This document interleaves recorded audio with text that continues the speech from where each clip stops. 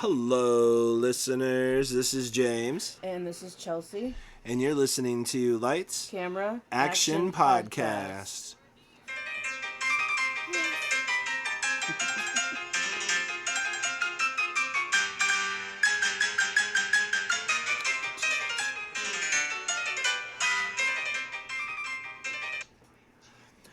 All right, here we are. How we feeling? Oh, we are here. I agree. I was trying to figure out what to do today, and yeah, my sister was like, well, let's all go out to Star City Shores. And I was like, oh, okay. My kids have never been in a pool before. Really? Yeah. I've never been in a pool before? We tried like one time in a hotel that my parents were staying at one point in time, and then they were just freaking out, and I was like, maybe a pool is not a good idea. But I figured, well, they need to eventually, so we better start doing this. Well, I guess they're still really little. I mean, I learned how to swim when I was 5, so yeah, it's and about that's the same age as Lucy. Yeah, and that's the same thing for me too. It was just like I went to Irvingdale Pool, and besides going to also Union College's pool that they have, and doing swimming lessons, and so we're just doing that, and yeah, I was probably like 5, 6 years old. Yeah, I was 5. And back then it was like, okay, we're just gonna throw you in. Oh yeah. Yep. All the parents stood in the line and held you. If they don't resurface, then you probably should start to be worried. Yeah, exactly. If you see bubbles, then you should probably get me. I don't remember that ever happening to anybody. So yeah. I don't know if kids ever died. No, yeah, and it was okay. I mean, it was like 86 degrees out today. It was only like 70 something yesterday, so I was like, oh man, it's gonna be cold in here. Yep, sure enough. You get in there and it's like not freezing, but it's cold. Yeah. And we're just like, oh my gosh. And so my oldest daughter, she was eventually okay. My youngest daughter just had nothing to do with it. So we're just going back and forth like the whole time. Interesting. Yeah, that's fun. Ugh. Yeah. And so I'm just like, all right, well. That's why it's fun when you have more than one. Yep, I know. And we were supposed to go for 4 hours. We only lasted 2. Yeah. So I was like... She's pretty good, I guess, though. They've never really been in a pool before. Yeah, 2... Yeah, I wouldn't say 2 hours worth is like when they start getting pruny. So it's like, okay, well then we'll just deal with that. Right. So, besides that, we made it. It's the end of the week. I know. And I gotta give credit already to my friend James here, because he's gonna seriously carry this one. Yep. I'll just say that right now. I mean, I have stuff, but I've just been really, really just ill with stuff for the last week. Right. I didn't even get to this until last night. And it seems like, for some odd reason, during the summer is like when everything hits. Like, forget spring, forget winter. It's just, now it's like the summer, like summer colds and sinuses and just a whole slew of things. Yeah. You know, I wonder, I don't think that the UTI is a seasonal thing. That is true. That is a whole different thing. Which is my biggest problem, but... That's a whole different monster. This is the third one this year or something, so yeah, I don't know what that is about, but just powering through it. I mean, I kind of wish that was season, because like you can expect that too when this, whenever it comes. Right. But no, it's just all the time. UTIs is now seasonal. It is. I'm telling you, there was March, there was May, and there's now. Right. Yeah. There's 2 months in between each one. I'm like, you know what? Can I get a break? Yeah. I'm going to use the tap out system and say that I'm done. What was that commercial they used to do for the Office Max, where it was like the fix it button or whatever it was, and they were like pushing the red button and everything disappeared. Yeah. Somebody needs to mass market that. Yes. I will spend whatever you charge for that. Yes. So Home Depot, if you're listening. We need a button. Yeah, somebody. Yeah, Staples, whatever. Yeah, somebody. Whoever wants to come up with it first, their concoction. Y'all can fight each other. Just somebody come up with it. Oh my gosh. So yeah, this is a roadmap, long way of saying that James is going to carry the majority of this today. I got you, buddy. And he's just the most awesome. I try. So, as I was already putting out, and what we talked about last week is we actually, well, I guess we never really talked about it last week on our podcast of what we're doing today. Did we not say last week? I don't think we did. Okay. I think we dropped the ball on that one. So it's a surprise this time. Yay! Unless you're Surprising. On my Facebook, Instagram, all that kind of stuff, TikTok. We are doing Jack Nicholson. Huh. So Mr. Jack Torrance himself. Indeed. The legend. Indeed. I have always been fascinated by this guy. Yeah, he's always been one of my favorites. He always is. His performances are always on point, and he's never really had a bad movie. No, I don't think so. Whether, and some of the stuff that we'll get into it, but some of the stuff is about his integrating himself into Hollywood when he was 18, and how he nobody thought he had the right look for anything that he was trying to go out for, and it took him about 15 years, to actually become Jack Nicholson, Yeah. I mean, you say him now, like, oh yeah, I'm Jack Nicholson, The Shining, and One Flew Over the Cuckoo's Nest, and A Few Good Men, all these things. Which I have to say, I still need to see One Flew Over the Cuckoo's Nest. Yeah, you know what? It's been about 15 or 20 years for me, honestly, since I've even seen that movie. So yeah. I mean, watching that again will be like the first time watching that. Yeah, so that'd be awesome. I don't remember a whole lot of that movie because it was so long ago. And that's kind of how I felt about certain movies that I was watching before, like Sidekicks. Have you ever heard of Sidekicks? I have heard of Sidekicks. So it has, Jonathan Brandis. Oh, yeah. And then it has Chuck Norris in it. Yeah, And so he just, daydreams about being I know that. Yeah, I know that one. Yeah, Chuck Norris. Yeah. And so I was, going through a whole bunch of different things. This was a couple of years ago, and I was like, gosh, what movie haven't I seen in a long time? And I was like, oh, I've seen this. And I was like, oh, yeah, Sidekicks. I haven't seen that since I was, 9. Right. I haven't even thought about that one in a long time. Yeah, it was that one and Surf Ninjas. Surf Ninjas. Oh, my gosh. If you want old school, first run-of-the-mill Rob Schneider stuff, that would be it. Yeah, seriously, freaking, it's just, you're just, watching it going, what? Yeah. I mean, which mostly is what the theme of most Rob Schneider things are. Right, and since we're on the topic of that, then the Ronald Inez or Iris Jr. or whatever, however you pronounce his name, I don't have my notes in front of me now, but he's the kid that plays in Teenage Mutant Ninja Turtles, the first one. Uh-huh. And then if you ever watch Surf Ninjas, the guy that has the eye patch is his dad. Oh. Yeah, so I was like, oh, interesting, because it has senior and junior. Yeah. So I was like, it's so cool how you find out those little, factoid things. Yeah. So I was like, oh, well, that's interesting. Cool. So, Jack Nicholson was born John Joseph Nicholson on April 22nd, 1937, in Neptune City, New Jersey. Yeah, that was so I can't believe, I didn't know that he was from New Jersey. Yes. Yeah, I was like, oh, New Jersey, interesting. You can't ever, he's got, that weird, kind of voice that you can't really lock down an accent on him. It's not in the car. Yeah. That's what I always thought, at least. Right. And, I guess, does New York and New Jersey have the same accent? Oh, no. Okay, they're different, correct? Mm-hmm. Because I was just thinking, I know they border each other. Yeah. But then I wasn't sure if they had a whole different accent. No, New Yorker accent. Yeah, that's and that's really kind of exclusive to Boston a lot too, that one. But right. But yeah, New Jersey's not like New York. And it even said, when I was watching the thing and taking my notes, it even, a lot of the directors, when he started going out for parts, told him that he had too deep of a Jersey accent for them to put him in the movie, which I'm like, I'm not sure that every person with a Jersey accent sounds like that though. Right. But that's what they told him though. Yeah. I haven't been to New Jersey personally, but I've been wanting to. Yeah. I've been wanting to because I'm a big 80s rocker fan, and John Bon Jovi is one of my favorites. Yep. So I think it'd be cool just to go to New Jersey and be like, hey, I'm in your state. Right. This is where Bon Jovi's from. Right. Yay. He is the son of a showgirl. So apparently his mom, June Frances Nicholson, stage name is June Nilsson, Nilson. She was basically born in 1918 and passed away in 1963. Okay.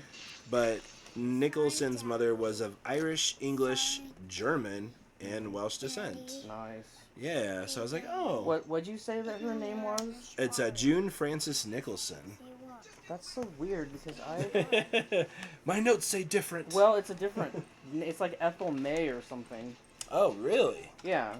Well, and the thing is that there's a whole bunch of different things when it comes to Jack Nicholson, so... That's true. Yes. So, I mean, it didn't have much, but like I said, the thing that I didn't get through the thing that I was watching, so... It said that his mom was Ethel May, and that she was strong-willed, and that she raised him on her own because his dad was an alcoholic and took off. What the heck? After he was born. What is going on? So somebody that we looked at got their stuff wrong. Yeah, because it also says Nicholson himself also identified as Irish, comparing himself to the playwright Eugene O'Neill. Nice. Whom he did play in the film Reds in 1981. And so, like, with that being said, also, like, my parents are a big 80s, 90s film era kind of people, and 70s, 60s, whatever. And so I was asking my mom if she's ever seen Reds, and she's like, no, I haven't. And so I'm kind of wondering if Reds is kind of on the lower totem pole of his movies that he's ever done.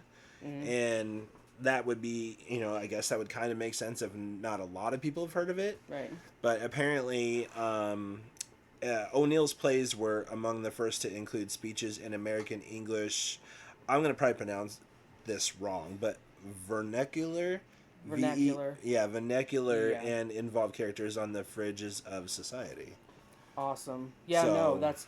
You know what's funny about Eugene O'Neill?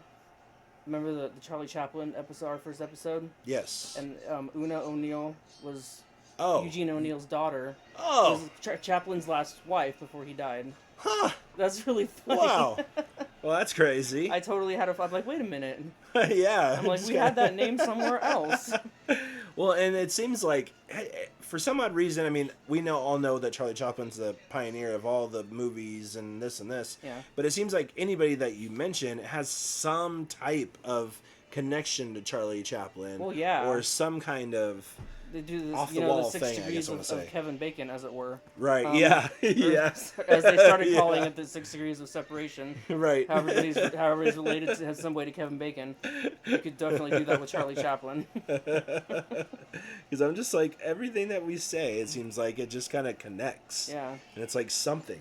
That's what's fun about this. You realize how many of these separate people that you look into, like, had a period of time where they were in the same space. Yeah. Either working together or they passed each other somewhere or something, or, you know. Right, yeah. Some kind of way that they just connect. Yeah. It's just different. And it's like, okay.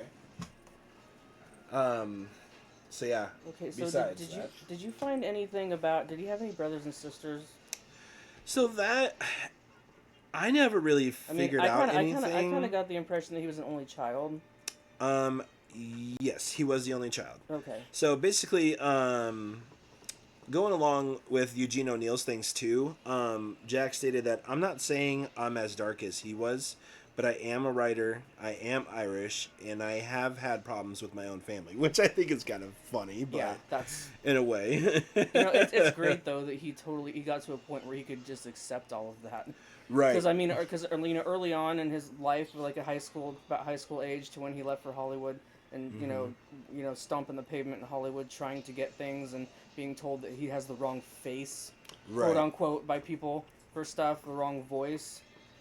It mentioned several times that he felt like he could not be comfortable in his own skin. Right. And that's what he started to like kind of outwardly portray in characters that he got. He put a lot of that out into this so he could purge that in a way. And that's why he tended to play people that were weird or creepy, or he was one of the outcasts, rebels, yeah. And that wasn't appreciated at the time that he started to try to get into it. And they still wanted there was like Marlon Brando, and there was James Dean, and there was Elvis, and there was Marilyn Monroe. There were these people that were glamorous movie stars, right, which he never was, but he was an incredible talent, that eventually he got to prove his incredible talent. Which is kind of fun because, like, later on I'm going to mention this again probably too, but he was kind of labeled the bad boy of film society. Yep. And so was Warren Beatty, and so was Marlon Brando. Yeah. And they have, like, the bad boy circle because in Hollywood Boulevard area, they all live in the same area. Right. And so they just call it the bad boys area or bad boy circle. So I was like, oh, well, that's kind of cool. That's cool. I think it maybe is later on called, like, the bad boy street. Oh, that's great. So I was like, oh, okay. Yeah, I think he definitely belongs on that street. But his mother did marry an Italian-American showman, Donald, I want to say Furcillo, okay. Furcillo, so Furcillo. That's or close enough, Ferruccio, sure. or Furillo. It's probably got an accent on it, but... Stage name, Donald Rose. Let's just call him that. Yeah, I'm sure that's why he made it that, too, because people are like, I'm never going to be able to say that name. Right, yeah. Pronounce that one more time. Right. I'll forget it. But what kind of stunk is that his mother married this showman in 1936 before realizing that he was already married. Oh, of course. So, of course he was. So, with that being said, she's like, "Oh, you're already married. Well, it's time to go." Yeah, what a good dude, man. Yeah. Just love dudes that do that crap. And according to this biographer, Patrick McGilligan, stated in his book, Jack's Life, that Latvian-born Eddie King, originally Edgar A. Kirschfield, June's manager, may have been Nicholson's biological father rather than Furcillo or a.k.a. Donald Rose. Other sources suggest June Nicholson was unsure of the father's identity. So, unfortunately for Jack, we don't know. Well, yeah. See, and that's something, even like way back when I first started to take notice of him, when I first started getting into movies when I was way younger, and I did some kind of like digging about different people. I had discovered that little tidbit also, back then, that he didn't have any idea who his father was, Yeah, that kind of thing. So I get it. It's reality for quite a few people, but it still stinks in the same essence, It's just... Well, yeah, and I'm sure that that absence of that, because when boys grow up without their fathers, there tends to be all kinds of weird, like he did have, I have in here somewhere, he had like a weird, like Oedipus complex that he took him a long time to get over, when he was younger and things. Yeah. From being, the only child raised by his mother, all kind of just weird stuff. I mean, it happens to a lot of only children, right. Guys. It seems to be like a thing. It's just a whole whirlwind of things going on. Yeah. And at that time, too, June was only 17 and obviously unmarried. Mm-hmm. So her parents agreed to raise Nicholson as their own child without revealing his true parents. So that being said, with June acting as his sister. So his grandparents took him in. Dude. And they didn't really want him to actually know what's going on. Right. You know what? That's the same thing that they pulled on Ted Bundy. Because his mom was like 16 when she had him. That's right. And then for most of his life, she pretended like she was his sister. Oh, man. And and we all know how, jacked up he ended up being, Yeah. He was the freaking first real serial killer of America. Oh, no, Ted Bundy came up as this really wholesome guy that just wanted to see everybody in valedictorian. He wore the mask very well. He was charming, and that's how he got his victims. Yeah. he ended up being okay with that. Oh, my God. Scary individual. It shows you should always tell the truth. But, yeah, it's that psychological stuff. I mean, back then, it wasn't paid much attention to like it is now, but that stuff makes people do things like that. Why are you killing all these people? Because I wasn't told the truth. Exactly. You tell me the truth. I grew up thinking my grandparents were my parents and my mom was my sister. Right. And then one day they just drop it on you that, oh, nope, that's wrong. Yeah, and so with that being said, and then also... they wonder why, people that all snap happened. Their brain. Yeah. Right. Now you're going to have to help me with some math. So... why are you asking me to help math? Because you're going to. Well, I'm not good at math. Well, in 1974, so he was born in 1937... raised by his grandparents, and in 1974, which he would have been, gosh, what was that? So 37? 30s. Yeah, because is that right? Let's see, because 1974 minus. He was 18 when he went to Hollywood. That 1937. 50. Let's Why see, can I not think of this right now? Yeah, 37. 18, 19, 20. Because that would round up to 74. Yeah. See? I believe so. You didn't... See, I don't help it with math. I cannot do math. You're good. So, in 1974, he was 34 years old. And Time magazine researchers learned and informed Nicholson that his sister, June, was actually his mother, and his other sister, Lorraine, was really his aunt. So the grandparents are sitting there saying, "Oh yeah, these two are your sisters." You know what? But then that's why my information about the mother was different because that whole they made him think it was a sister thing, right? Which I didn't find, which all kind of connects now. Yeah. But I was like, then who was Ethel May? Because that's who I found as his mom. We're going to have to dig into this. If somebody's listening and wants to comment, please let us know who Ethel May is. Yeah, if somebody either knows that or cares to try to figure that out. Because we have no idea. The only name that I got, I didn't even find anything about June, so. And by the time this all came out, both his mother and grandmother had already died in 1963 and 1970. Damn. So his grandmother was telling him all this kind of stuff, dead. And then his mom was already dead, 1963. And then Time Magazine, 1974. It's like, oh, that's by the way. So he heard that. He just found that out, like, for the first time ever through Time Magazine? Correct. Oh, my God. Not anybody else. No other relatives. Oh, my God. Nothing at all. Oh, that poor guy. And so that would be just heart-wrenching. Oh, my God. And on finding out that, Nicholson said it was a pretty dramatic event, but it wasn't what he would call traumatizing.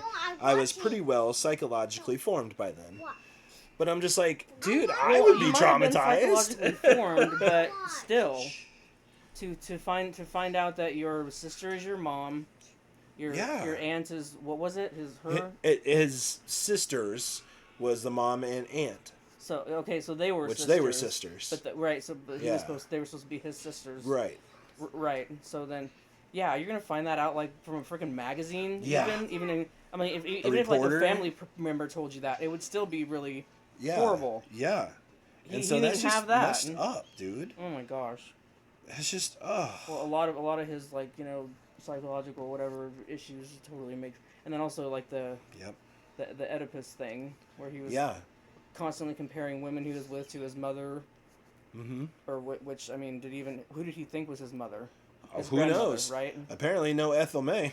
Well, maybe that was the grandmother. That could be. That is a grandmother name, I guess. Got it wrong. Yeah. Rose, Ethel. The documentary's just like, oh, we're just gonna omit that. Right. Yeah. Yeah. It's like, all right. To make you look stupid on your podcast. Right. I hope you put this on your podcast. Right. And then we'll interview you about it 20 years later. And it's wrong. Yeah. As we already know, Nicholson grew up in Neptune City, New Jersey, but before starting high school, his family moved to an apartment in Spring Lake, New Jersey. Yeah, Spring Lake. Yep. I did find out. I didn't get this Neptune, but I got the Spring Lake. Oh, okay. Yes. And then Nick is what he was known in by his high school friends. Yeah. And attended nearby Manasquan High School. Manasquan. Okay. Where he was voted class clown by the class of 1954, which, if you've seen any of his movies, then it makes sense. You know what? He started that clowning early because I found that it says that that's how he, survived through, at least high school. I don't, much younger, I didn't get much information, but right. He was, he wanted people to like him because he felt weird and he felt, out of place all the time and, whatever. And so he started like doing things that got him kicked out of class and, he started talking back to teachers and doing stuff like this. And then everybody was, laughing at him, which was what he wanted because, was masking how he felt, which is, the common story of, a lot of people like this in their early days. They're like, well, I just wanted to make everybody laugh and whatever, so they'd leave me alone and things like that. So right, it's a coping mechanism in a way. Right. And then he was in detention every day for a whole school year. Really? Every day. Damn. It's bad enough nowadays that someone's in detention once or twice a week. Oh for my a whole God. year, every single day. Dude, I've never heard of anybody who went to 365 straight detentions. And the funny thing is, at that Manasquan High School, a theater and a drama award at the school are named in his honor. So well, it better be. Right. It's like we have the longest detention award for Jack Nicholson. Right. And, yeah. I don't think anyone's ever gonna top that. No. I mean that's dedication to trying to be a rebel. Right. Yeah. Hence, rebel without a cause, I guess. Yes, exactly. In 2004, Nicholson attended his 50-year high school reunion, accompanied by his Aunt Lorraine. AKA sister. Oh, so he's cool with Aunt Lorraine. Apparently. Well, that's good. Apparently. I mean, somebody was still alive, I guess. They tied up some kind of thing. There was somebody, yeah. So, I mean, that's nice.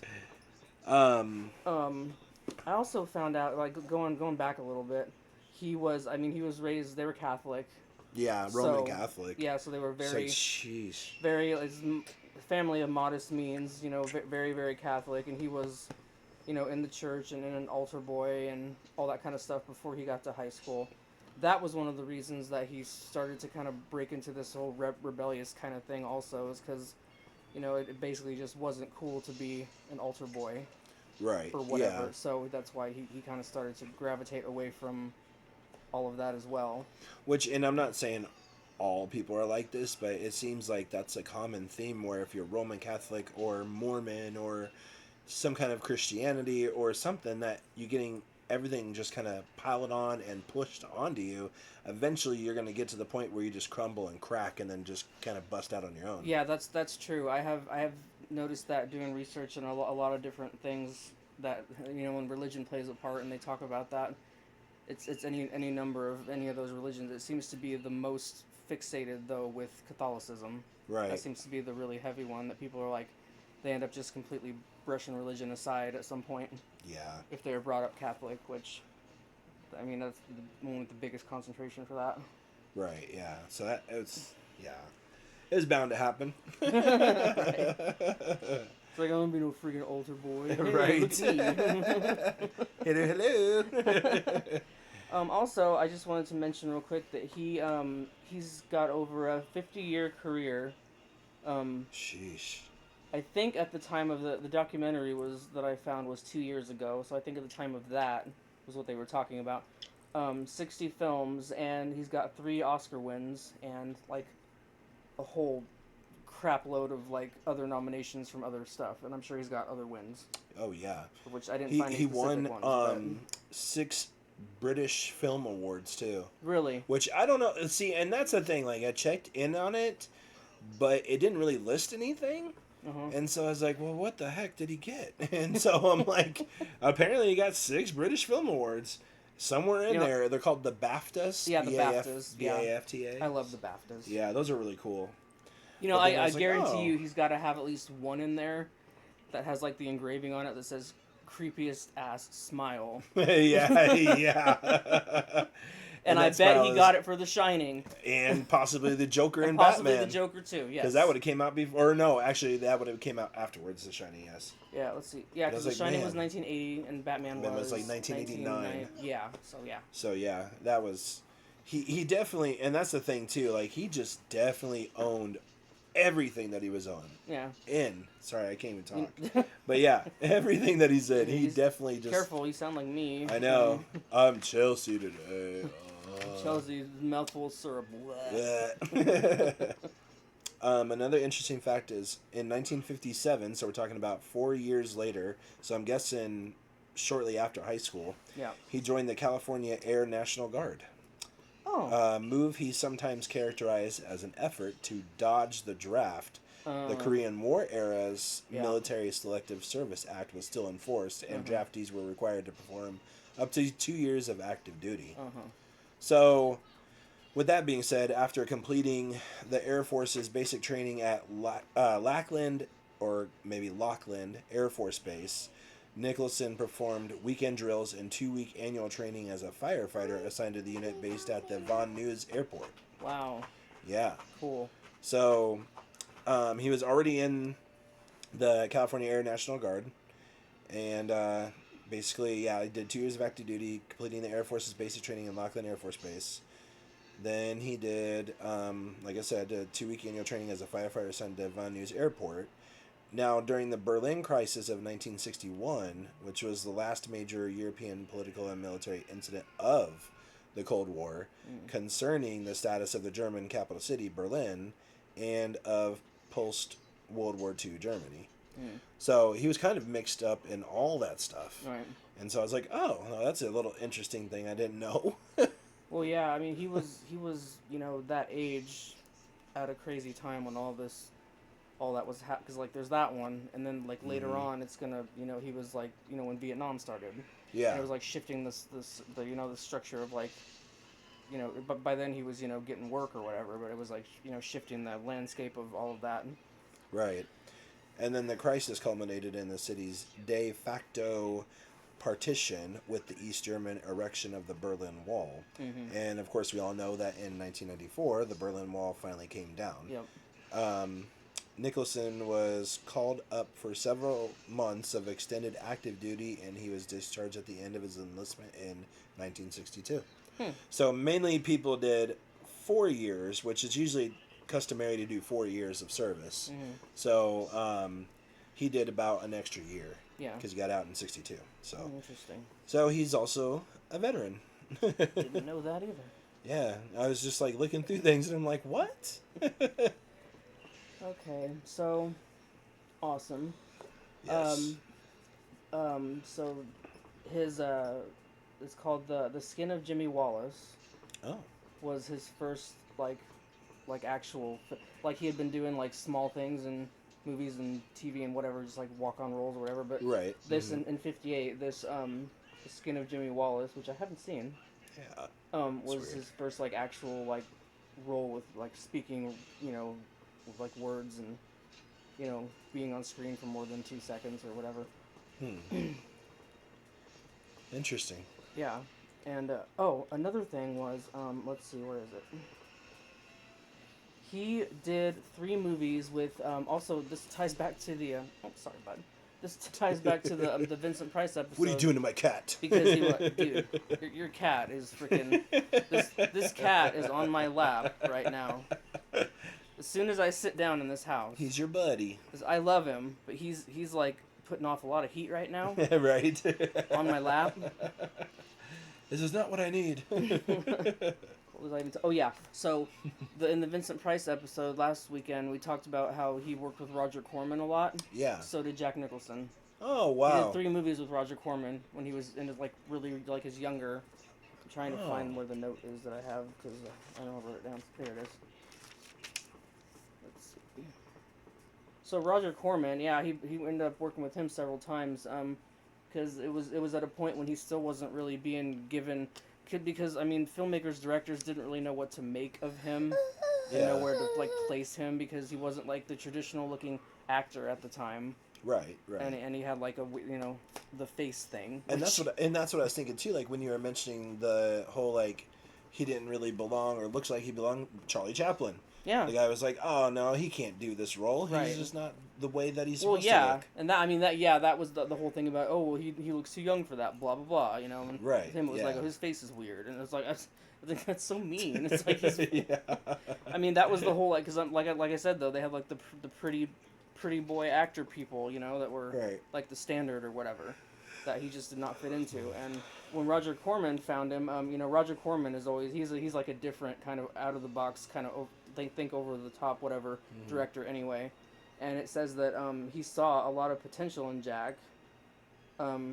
He like appreciated his his quirkiness or whatever, and he cast him in the Little Shop of Horrors, the original black and white from I forget what year it was. Probably 50s, I'm guessing. Probably. Because it's it's black and white.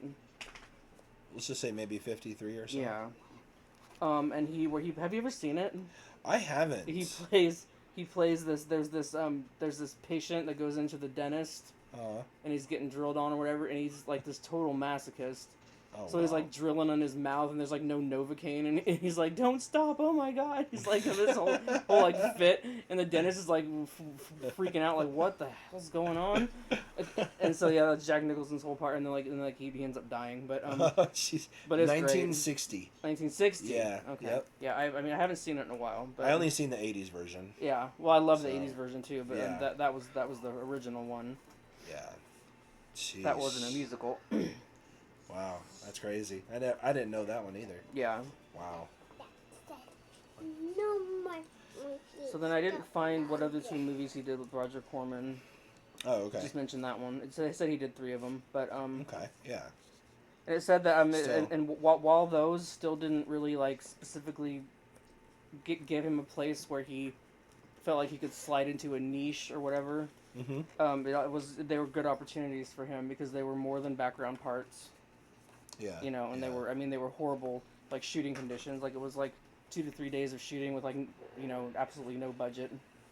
Just back to back whatever. It's probably days of no sleeping, and I would wager there was like some cocaine involved or whatever. I'm sure there was. Because I mean, at least Jack Nicholson got into that stuff. Yeah, I mean, and that's one of the things too, is like, especially in the 60s, 70s, whatever it is, I'm sure there was some kind of... I'm sure there was. something going on. They just, they always carried out like a mirror with a big heap of it like on there. And like, dig in everybody, and like passing out straws and whatever. Yeah, I mean, and that's one of those things where it's just like, pretty much you have to just guarantee that everything's going to go on. Right. Baby, no, baby, no. So then, like I said, in the 50s and 60s, the Hollywood landscape started to shift, and this was in Jack Nicholson's favor because a lot of the independent filmmakers were starting to come to the surface at that time. Right. Whereas they've been buried under like the commercial whatever films, for however long. Right. Yeah, and it's. And showbiz. He began, and he began to familiarize himself with all of the aspects of filmmaking, just like kind of like Chaplin did with like the directing and the writing, and he was while he was trying to get work, he was teaching himself how to do all that stuff. And which you might as well when you're in that industry. Well, yeah, especially if you're someone. Again, I'm going to reiterate: if you're someone who's been told that you don't have the right face. Right. You're gonna find a way to turn that into something. Hopefully, turn that into something positive that you can work with. Right. Instead of just like go curl in a corner and cry. Yeah, and that's some of the. I mean, that's the harsh realities of being in showbiz. I mean, you just got to do what they tell you, and right. You got to look a certain part and sound a certain part, and if you don't, then you're out of there, and they'll just find another person because there's thousands. Exactly, and I mean, and this is when he first started to realize that he liked directing too. Yeah. He started to kind of dive into that and found he had a desire for it. Also, he found that he wanted to write as well, and he wrote his first screenplay in 1964 called Flight to Fury. Mm-hmm. Put it back, baby. Which he also was in. Mm-hmm. There's another black and white because I saw a little clip of it. And it showcased a darker, more tormented side of his personality that he never was able to, very freely portray anywhere else up till that point. Right, he had to just keep it all and kind of like just infuse it into his performances, but he couldn't just fully just like let it out. Right. So that that screenplay was really cathartic for him because that was the first time that he ever got to express himself, something that was his own, of his own volition and his own, words. Yeah, that's seems like a common thing. I mean, especially in the early 70s, 80s, that maybe like, oh, hey, if I can do this, I can do this, this, or this. And then that's when you got actors, writers, producers, directors, everybody kind of just all into one on certain things that, that's what happens. Right. And so, I mean, like I said, the 50s and 60s, the Vietnam was happening, and like, it was all all of the stuff was shifting and everywhere, and in Hollywood especially, so it was opening avenues for him to actually be able to find find things that he actually, could connect more with. Right. And actually people started to appreciate him for, what he could actually bring to things. Yeah, which is good. I mean, kind of just starts your own, how do you want to say it? Creating your own montage, I guess. Yeah. Is what the word I'm looking for, of just starting up stuff and then just like, oh yeah, here we go. Right. So he's also notorious for his inability to settle down. So right. He has fathered 6 children by 5 women. 6? 6. Wow. 6 children. But I mean, that's sometimes that's not as big. But. Well, because I know he was only married the one time. Right. Yeah, and he only married once. Yeah. And his Nicholson's marriage was to the Terror movie co-star Sandra Knight from 1962 to 1968. Though they separated in 1966. Yeah. The couple had one daughter, Jennifer. Okay, so that's where that daughter came from. Okay. Yep. So she came around in September 13th, 1963. Okay. And then Five Easy Pieces movie co-star Susan Anspach contended that her son Caleb, who was born September 26, 1970, whose legal father was Mark Goddard, was actually Nicholson's biological son. In 1984, Nicholson said he was not convinced of this, but in 1996, Caleb said that Nicholson had recognized him as his son in private. So, I guess maybe so. But by 1998, Nicholson publicly announced Caleb as his son and said that they get along beautifully now. Awesome. So I guess, that's good. Sure. I mean, yeah, so much ugliness comes out of things like that. It's nice that they... Right. I mean, even if if he's not actually his dad, biologically, if that actually is, because I guess they don't really know. Yeah. Or whatever. Yeah. But. And that's just what happens, I guess. I mean, why would this? I'm sure they can do like a blood test, right? Right, and I mean, in 1984, said he was not convinced of this, but in 1996, Caleb said that Nicholson had recognized him as his son in private. So even by 1984 and 1996, they have tests. Maybe they did that then, and maybe they just was like under wraps or whatever. Yeah, they want to make like a big. We're just going to tell you some stuff, but we're not going to tell you that. Right. Like, oh, he's not my son, and then the day after that, oh, he's my son now. Right. Okay, Yeah. Well, how did that happen? Just shh. Well, it's probably like 1984 and 1996. He really doesn't know, and then they take the blood test in '96, and he's like, well, 1998, Nicholson kind of came out. He's like, I might have been a little too fast to rush that. Right. Yeah. All right. Well, his big break that changed his entire career came in 1969 when he was an Easy Rider. Yeah. Yep. Yeah, and he was in there with I think his friend Dennis Hopper. Yep, him and Dennis Hopper were in that. And I want to say there's one more person in there. Let's see. Is it not Marlon Brando? Is it? No, he never did anything with Brando. I did find something about that too, but he never did anything. He had a chance to, but he didn't. Oh, God, that's what it was. I can't remember who the other guy was, but and it was remarkable because he only had all accumulated together. He had 50 minutes of screen time, but he completely stole the show away from everybody else. And it got him recognized on like a totally higher level. Oh yeah, even getting him nominated for the Oscar, and the movie. I think the movie did end up winning a few, and it just completely skyrocketed him. Yeah, I would say the movie overnight. Boomed. Yeah. So yeah, it was the way that it just kind of skyrocketed. I think it made back then. I think it made $40 million.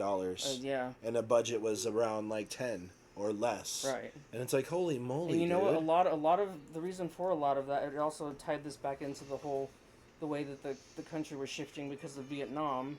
Right. And all the protests, and it was like all these awakenings were happening with everything in the 60s and all the psychedelics and all the experimentation and all of that. And this movie kind of culminated in, all of that being reflected back. So that's why it kind of just boomed as big as it did. Yeah. When it did, and he was just, in the right place at the right time. Right, essentially, It just completely changed the entire trajectory of his career. Yeah, and it's just like, okay, well, that's a skyrocket. Well, and what's funny is that he didn't even want to be in that movie. Right. He didn't want to do it. He didn't want to, like, had all kinds of problems with it. And then I think they were like, come on. Completely took off after kind of gave him, like, the, what is it, the rubbing of the shoulder? Come on, buddy. Come on. You know you want to. And then sure enough. Yeah. And I mean, that's what happens with a lot of actors is that they just don't want to do it, which I could be wrong.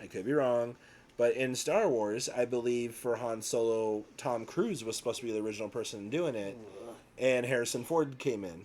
And look how big that thing is. Dude, thank God it wasn't Tom Cruise. Yeah. Because I would have different feelings about that. Yeah, Star Wars would be kind of different. I don't mess with Tom Cruise. He gets on my last nerve. Yeah. I don't like him. You heard it first. If he would have Tom Cruise. If he would have been Han Solo, that would have probably been a problem. Yeah. So he was an Easy Rider, so that did really good. It's probably around the same time he did One Flew Over the Cuckoo's Nest. Yeah, what year was that? Easy Rider was 1969. Honestly, I don't know. Well, it was in the 1970s, I'm pretty sure. So yeah, I think so. I'm sure it got into, I want to say 1973. I should have facts on this and it's don't. Been so long since I've seen that one. Yeah. I don't remember. Easy Rider came out. Oh, 1969. Yeah, Easy Rider was 1969. Yeah. Yeah, so 1969.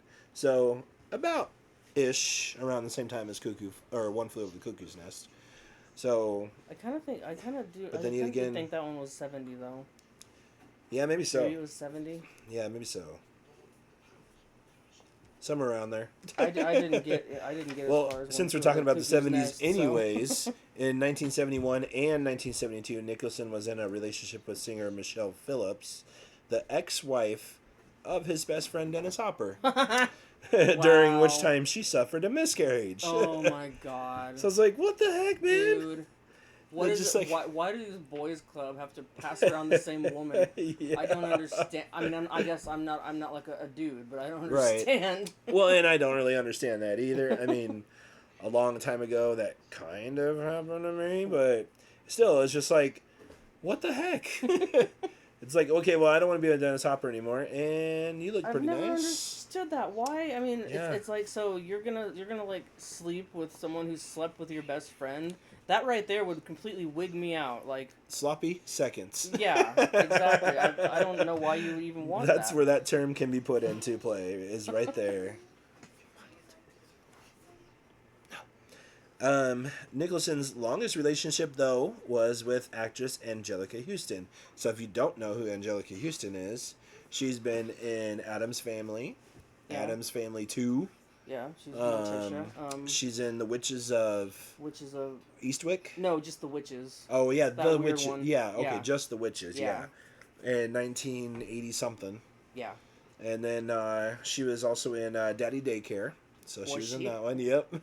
And I have to admit, it's one of my favorite movies because I just like Eddie Murphy a lot. And so she was in that version of the Ever After, that Cinderella one. Oh yeah, that's right. Yeah. She was the stepmother in that. Yeah, yeah. I think she was in Liar Liar, wasn't she? I want to say she was in Liar Liar too. Yeah. And countless other movies. Yeah, she's been in a lot of stuff. So yeah, if you've seen movies before, you got to see her at least in one of them. She's gonna be she's probably gonna be, if you don't recognize her like right away, she's gonna be one of the ones that like you recognize her face when you see it in something. But you're gonna be like, I don't know what her name is. She's gonna be one of those ones. Right. Yep. And so that went on from 1973 until 1990. Their on-again, off-again romance included several periods of overlap with other women, notably former Bond girl Jill St. John. Oh, sure it did. So, I didn't really know. I mean, I know Bond girls, but I didn't know that one. And eventually, when we start talking about Bond movies, we're going to bring my dad in for guest commentary. Yeah. But he was just like, oh, Jill St. John, yeah. And I'm like, oh, I bet you know who that is, huh? That's awesome, because you know what? I will admit right now that I don't know, like, anything about Bond movies. Yeah. Like, I know, like, who all of the James Bonds, like, who played all of them. Yep. Like, Sean Connery, Roger Moore. Yep. Pierce Brosnan, Daniel Craig, yeah. Am I missing one? And then, well, there is one that I can't think of right now on top of my head, but he starred in like one or two movies, and that was it. He was like a filler Bond. I see. But filler bond. Pretty much, that's what I call him. we're gonna coin that phrase right now. Filler bond. Filler bond. And he also was with a Danish model, Winnie Hallman, with whom Nicholson had a daughter, Honey Hallman. Honey. So yeah, Honey Hallman. He didn't even. And then, she didn't even give him his name. Nope. So that's funny. She's like, no, I know how you do. No. I know how you are. No name. Yep. And so it's just like, I'm gonna call you Honey Hallman. So I can't who did he? The one I've been one that I'm most excited to find out about obviously is Ray. Yeah. Who is also an actor who looks just like him. Yeah. It's like freaking. It's his clone. I swear to God, from when he was like 20 years old. Yeah, Ray Nicholson. Yeah. Yeah. He's amazing. I completely agree. He inherited the smile. He inherited like the icy stare. You could just tell. Like, dude. Yeah, there's no way that's not his kid. So many lookalikes too, like Charlie Sheen and Martin Sheen, identical. Oh, I know. And identical. Kiefer Sutherland and Donald Sutherland and yeah. And then you got what is it? Dennis Quaid and Jack Quaid. Jack Quaid. Yes. Identical. Yeah. So in this one, yeah, you're right. He has like the same style, same cheekbones, looks everything. Just like him. Yeah. Looks just like him. Man. Yeah, like the old school Shining Jack Nicholson. Yeah. Yeah. Yeah, because he was in that second Smile movie. Yep. And when he showed up on the screen, I was like, doesn't that look like Jack Nicholson? Because I didn't know he was in that movie. Yeah. I didn't know he was acting, and I'm like, oh my God, that's Jack Nicholson's son. I was like freaking out. Yeah. Which you got to say, I mean, Smile 2 was pretty good. Oh, I did like it. It was better than the first one. I thought so too. I mean, I liked the first one, but it was a lot better. It's one of those rare instances where I thought that the sequel was better. Right. So Honey Hallman was born in January 26, 1982. In 1999, it was discovered that Honey's biological father is producer Lou Adler, not really Jack Nicholson. Oh, so that's not his kid. Okay. So apparently not. You got out of that one, I guess. Despite this, Honey later stated that she has a normal father-daughter relationship with Nicholson anyways. So that's pretty cool. Okay. The relationship with Houston ended amid the actress Rebecca Brossard's first pregnancy by Nicholson. So there's that. He and Brossard had 2 children, Lorraine in April 16th, 1990, and Raymond. There's Ray. Yep. Born February 20th, 1992. 1992? Yes. So he's 31. So he's 30. He's 30. No, my sister was born in 93. She's going to be 32. And it's 2025 right now, yo. Do your math. 33. 33. I'm not good at math. Yeah, I know, you're fine. I was just trying to. I was trying to compare it to how old my sister is. Oh yeah, but I think I went the wrong way because she's gonna be 32 this month. Right. Yeah. The pair did split up in 1994. That same year, Nicholson reportedly had a daughter, Tessa, born August 15th, 1994. So he's just going boom, boom, boom, boom, boom. 1990, 1992, 1994, with waitress Janine Gorin. I mean, he wants to make sure his genes are going to be on the planet for a long time. Right. I mean, dude's 88 now, so he's like, I've spread my seed. Yeah, and 1994, and he was born in 37. Yeah. So here you are, 57 years later, having all these kids. Well, you know. But I mean, you might as well, I guess, while you still can. Nicholson has never publicly announced that Tessa as his child, or acknowledged. Beginning in the late 1990s, Nicholson was involved with an actress, Laura Flynn Boyle. Oh, really? I didn't know that. So the two initially broke up in 2000, later reuniting before splitting permanently in 2004. See, she used to be on that show. I never watched it, but I just know that she was on The Practice. Oh, okay. Because she was on there with Dylan McDermott, and I like him. Oh, okay. I never watched it, though, but I know that she was on there, so I do know who that is. I didn't know that. Huh. And then after that, which Nicholson was linked to English supermodel Kate Moss. I didn't know that either. So, dude, Kate Moss and Johnny Depp used to date. Yep. I was gonna say she was pretty popular. Yeah, she got around a little bit. Her and Johnny Depp were together for a long time though. They dated for I want to say like at least 5 or 6 something years. They were together. And it seems like eternity, really. But he was still drinking a lot, and back in the day, and doing all that, and he was trashing hotel rooms. Yeah. Dad, no. Oh, my children are here. What? Okay, play nice. Children are always here. I know. As in the vicinity. In 2006, Nicholson dated actress Paz de la Huerta, which I have no idea who that is. I don't either, but by her name, she's got to be like a we're just going Spanish country. Yeah, we're just going through his women now. Yeah. Well, there were a lot of them, so. Yes, indeed. Nicholson has said that children give your life a resonance that it can't have without them. As a father, I'm there all the time. I give unconditional love. He has also lamented that he didn't see enough of my eldest daughter because I was trying to make a career. Yeah. Yeah, I was wondering about like what kind of a father he might have been. Yeah. Given what the gravity of that he eventually started accumulating the gravity of his career. Right. What kind of a father he was to all of his, and I didn't know he had 6 until I got here. But yeah, I didn't know that either. I thought he only had the. I mean, I obviously knew about Ray or Rick, whatever. Ray, yeah. Ray. I can't even think of his name. I figured that that probably wasn't the only kid that he had, but I didn't know that he had 6. Yeah, that's nuts, man. And then, so the funny thing is, as we're going along in the years here. A criminal complaint filed on February 8th, 1994, Robert Blank stated that Nicholson, which was 56 years old at that time, approached Blank's Mercedes-Benz while he was stopped at a red light in North Hollywood. After accusing Blank of cutting him off in traffic, Nicholson decided to use a golf club to bash the roof and windshield of Blank's car. I've had a bad day. Here we go. I'm 56. I can do whatever I want. Yeah, I'm Jack effing Nicholson. Yeah. Do what I want. So, when this happened, a witness confirmed Blank's account of the incident and misdemeanor charges of assault and vandalism were filed against Nicholson. Oh, wow. So he has this going on. And charges were dropped after Nicholson apologized to Blank, and the two reached an undisclosed settlement, which included a reported $500,000 check from Nicholson. Oh, man. Well, it's not like he didn't have it. Right. So it's like, well, I'm sorry I banged up your car. Here's $500,000. Yeah, you know what he could have, when he started to get really big, he could have just gone around smashing everything with golf clubs just because he could pay for it. And because I'm Jack. Oh, here, I'm going to take your mirror. Oh, sorry, here's $20K. Oh, here, sorry. Here's $500,000. And before you smash Jack it, here's Nicholson. Johnny.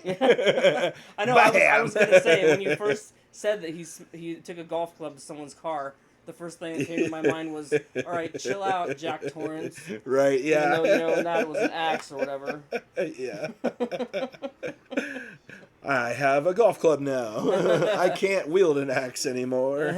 I'm getting older. I'm almost 60. I can't do that. I was like 40 when I made that movie. Yeah. So around that area too, Nicholson lived next door to Marlon Brando. I actually did find that too when he was able to finally get a house on Mulholland Drive. It was right next to Brando, which he was just totally over the moon about because he loved Brando. Yeah. And that's why I did find that snippet about him. He had the chance to be in The Godfather with Marlon Brando, and he also had a chance to be in, what was that movie called? Yeah, I was trying to think of that same name. And I wrote it down. Because Marlon Brando did quite a bit of stuff. Oh, yeah. I'm trying to remember what they were both in. I just had that thing on the tip of my brain, too, and I can't think of what it was.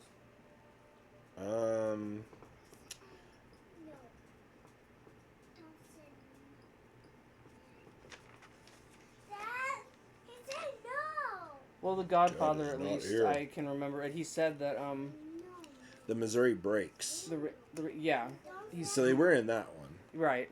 So he did do something with him. Yeah, so it was in 1976, The Missouri Breaks, which was a Western action film. Oh, okay. Yep. Yeah, he said that he turned down The Godfather because in the script that he read, he actually didn't have any scenes with Marlon Brando. Oh, interesting. So he wasn't interested. Oh, okay. He wanted to, be able to play off of him. Right, yeah. So, yeah. And then that other one, I cannot find what that other one is. Well, it did say that whatever I just said. Yeah. Yeah, I know that's one, but there was another one that he turned down. Missouri Breaks, yes. I turn on.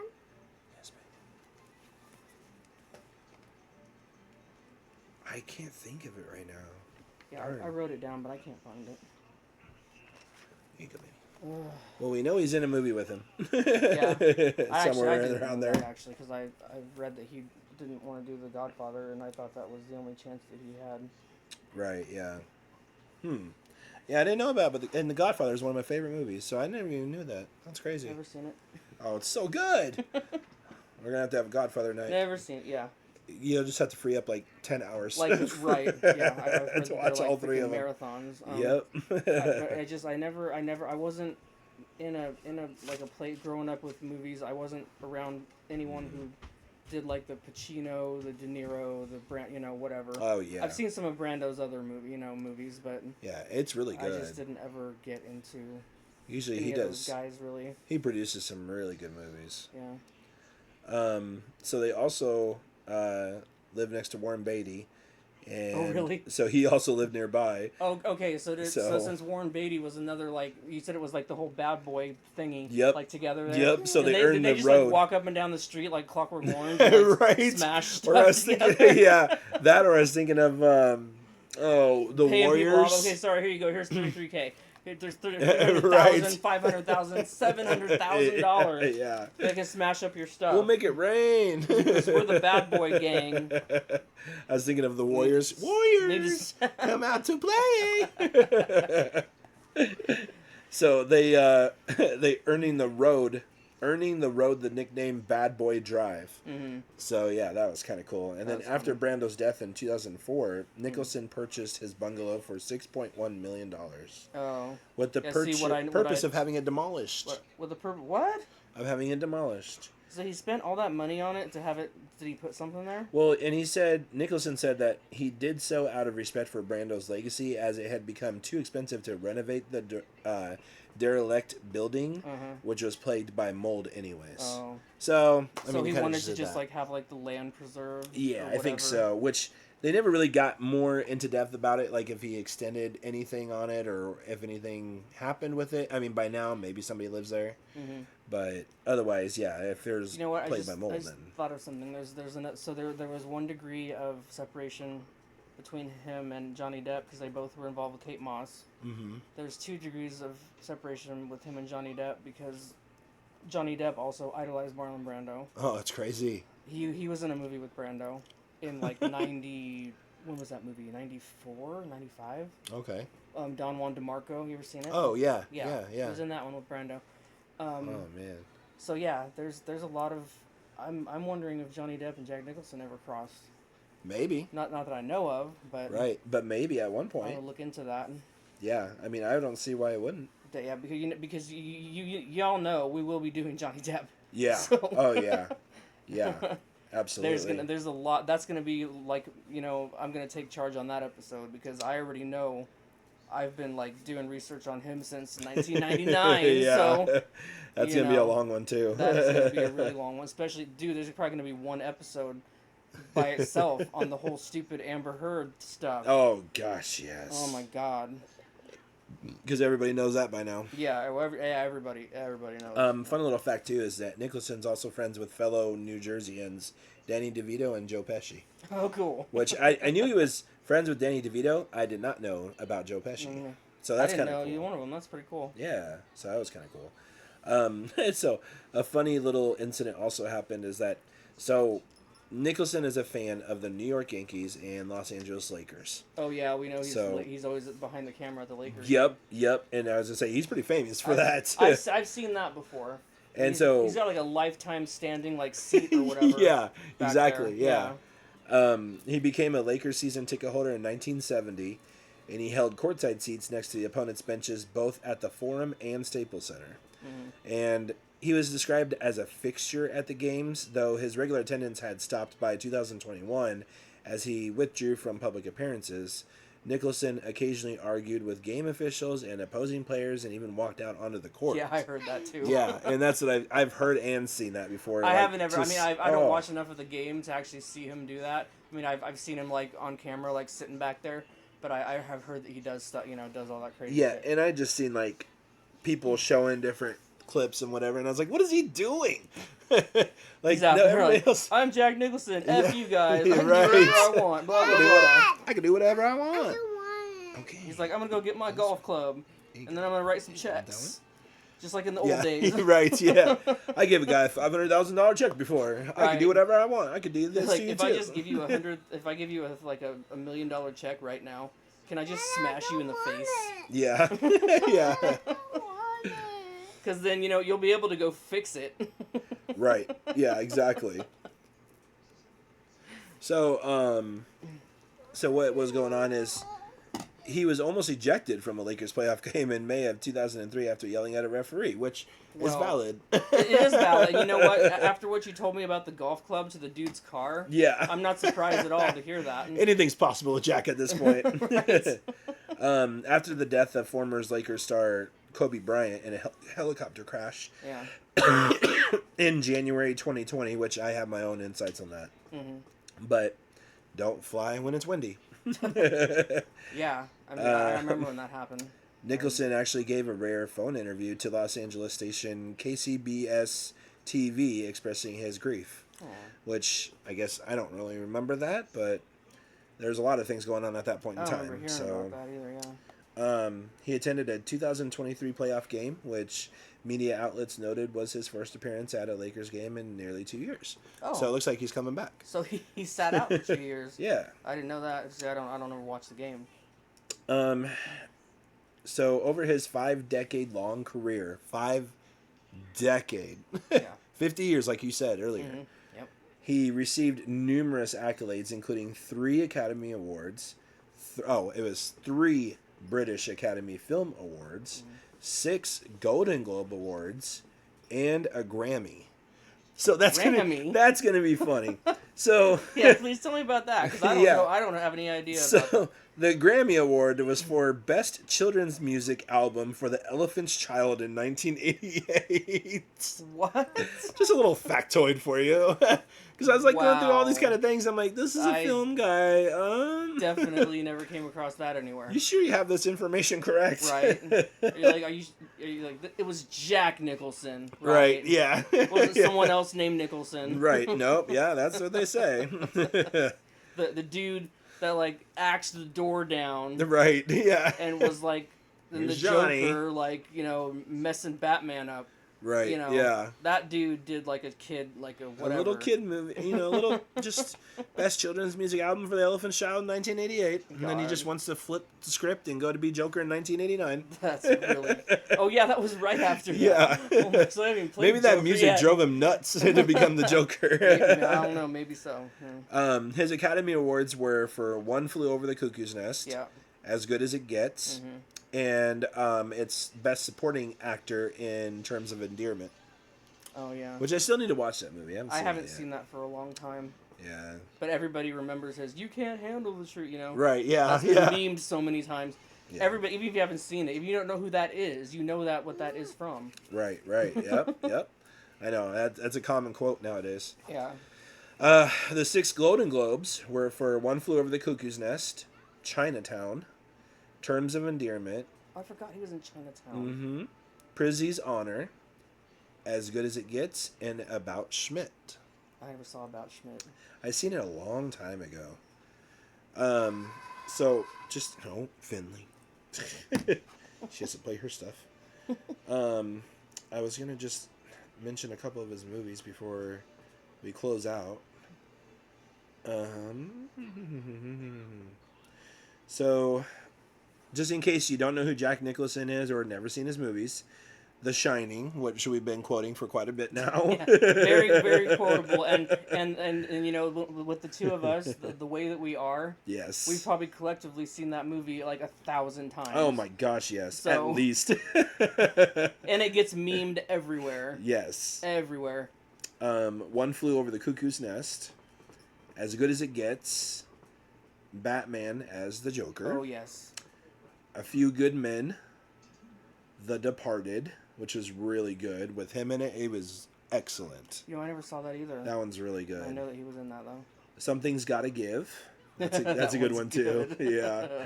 Friggin' Diane Keaton. Yep. Yeah. Yep. Crying and typing and wine. That was they mashed well together. Yeah. Which, if I remember right, is she in as good as it gets too? No, that's Helen Hunt. Helen Hunt. Yes, thank you. Okay. Yeah. Yes. Chinatown, which we've been listening as well. So he had a good thing in that, and he, if I was remembering right, I think he was a writer and director in Chinatown. Was he? I think so. But I knew that he was in Chinatown, but I didn't remember that until you just said it. Actually, no, I'm sorry. I will say that I was wrong on that. It was director Roman Polanski. Oh, that's right. But he did get along with him pretty well. Yeah. Well, so Roman there Polanski is that. was a complete pedophile weirdo. Yeah, which is true, Which is common knowledge by now. Anger management. Oh my god, I love anger management. The bucket list. The bucket list. That one's super good. Terms of endearment. Easy Rider, which you definitely got to see. I got to see that one again. Yeah, I need to too. That one's a good one. The Witches of Eastwick. Oh my god, I love him in that one. That one's a good one too. That one. Wolf. Oh, Wolf is so good. 5 Easy Pieces. Yeah. About Schmidt. Mars Attacks. Yeah, Mars Attacks. He's yep, he's a president and gets staked pretty much. You know what? I think that. I just gotta admit, that is so cool that he was in a freaking Tim Burton movie. Right. Even if it was the only one. Like, that was so cool. Yeah, exactly. Little Shop of Horrors, 1960. Yes, like so you said. Good. The Terror, 1963. Missouri Breaks. That's the one with Marlon Brando. 1976. I haven't seen that, actually. Yeah, I haven't seen that either. I need to watch that because I like westerns. The Crossing Guard in 1995. I heard that one is like a really good drama. That's what I've heard people too. Talk about that one. Yeah, I haven't seen it though. I know. Just as I'm listing all these, I'm like, add to my list, add to my list, add to my list. I'm so scared to add things to my list because it's just never ending. Going to see the end of that list. Yeah. Ever. The Evening Star, 1996. In that one, it also features Shirley MacLaine, Bill Paxton, and Juliette Lewis. So actually quite a bit of known people. Bill Paxton. I love that guy. Here's to you, man. Yeah, I know. The Raven in 1963. That was one of your good movies, too. Dude, he was in The Raven. Yeah. I did not remember that. In The Raven, he portrayed as Rexford Bedloe. Oh, yeah. Or Bedloe. I did not remember that. Yeah. The King of Marvin Gardens. And we'll just end it with Reds, like we were talking about before, where he portrayed Eugene O'Neill. Which I also haven't seen. Yeah, and he starred in there with Warren Beatty. Well, yeah. So, yeah, they're both in there. Awesome. So, yeah. To this day, Jack Nicholson is one of the best people to bless the film screen and will always be remembered as one of the best to do it of all time. And I definitely agree with that. I definitely agree with that, yes. I mean, as we've gone through his journey from, coming from New Jersey and getting into Hollywood and having a hard go of it before he finally hit, Yeah. And now he's like a national treasure. Yeah. Just, he is the total package. Total package. The total portrait of, just don't ever let people tell you what you are. Right. Yeah. Because he didn't, and look what he's had. Right. Exactly. Yeah. I mean, he hasn't. I'm not gonna say his life hasn't been kind of hard. It's definitely not filled with roses and but rainbows and all that kind of stuff going through. But just like anybody else. He has a legacy in his kids, and then for the acting world, and Raymond, because he's a terrific actor. Yeah. He's definitely inherited his dad's whatever that charisma is that he's got to put into his portrayals, and he's pretty creepy too. So right, yeah. So he does a good job. Yeah. Some reports suggest potential health issues, including concerns about mobility and memory, may be contributing to his withdrawal from public life, but he has not mentioned retirement yet. So one might say he has at least one more movie left in him.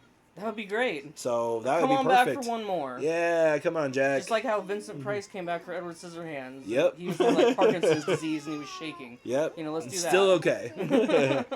And he is currently 88. He's 88. So he's getting up there. He is. So if you're gonna do something, you better do it quick, Jack.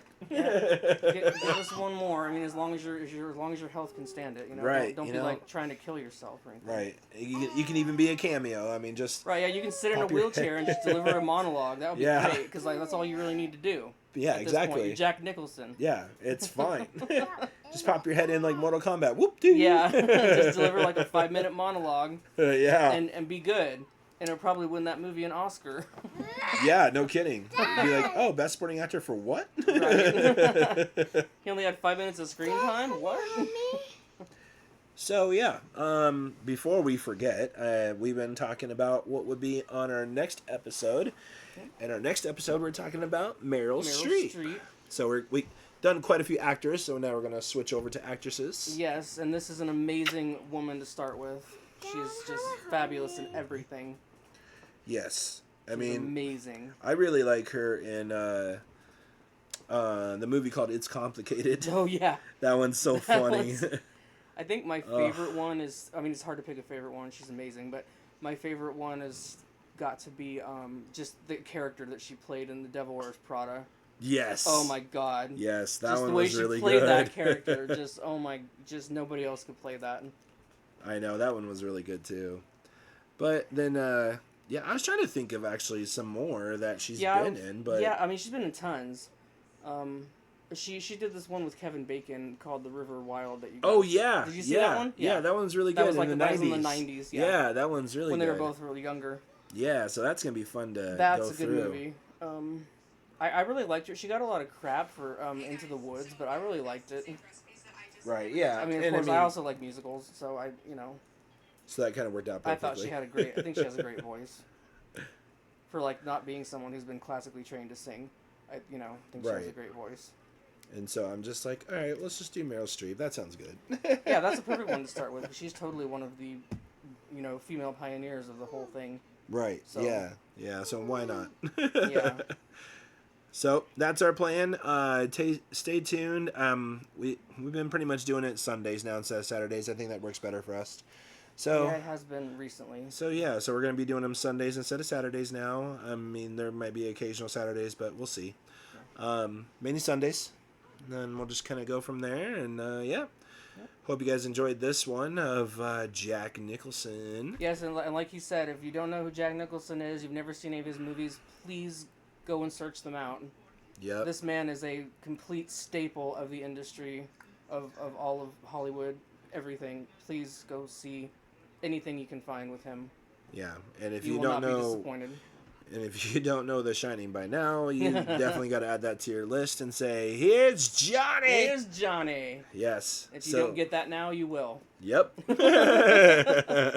then you'll never forget it. No, it sticks into your brain like a freaking earthworm or whatever the heck that is. Not earthworm. Earwigs. Yeah, earwig. Yeah. Apparently, this is a good time to sign off.